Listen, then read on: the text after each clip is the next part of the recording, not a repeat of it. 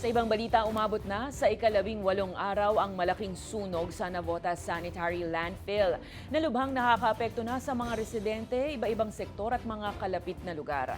Personal na ininspeksyon ng site ngayong Martes ni DPWH Secretary Vince Dizon kasama ang mga opisyal ng DNR, Navotas LGU at mga eksperto mula Japan.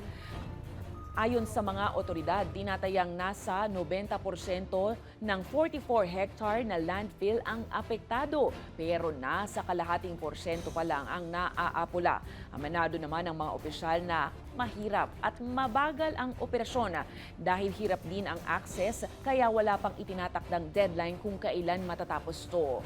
Samantala, nananatiling alalahanin ng marami ang air quality kabilang na ang Valenzuela City. Kaya pinapayuhan ng mga senior at mga bata na manatili sa loob ng bahay o magsuot ng mask. And may progress tayo pero dito nakikita natin na talagang challenging itong ginagawa natin. No? Hindi ganun kadali. Kasi nga, yung equipment hindi ganun kadaling makapasok at magdala ng mga yung pang-cover natin doon sa mga nasusunod na area. At dito po sa NCR, isa na lang pong lugar ang medyo mataas pa po ang readings natin sa PM 2.5. Ang Valenzuela po ay medyo mataas pa. Actually, medyo mataas, 48 micrograms per normal cubic meter ng PM 2.5. So above yan ng national guideline values natin na 35.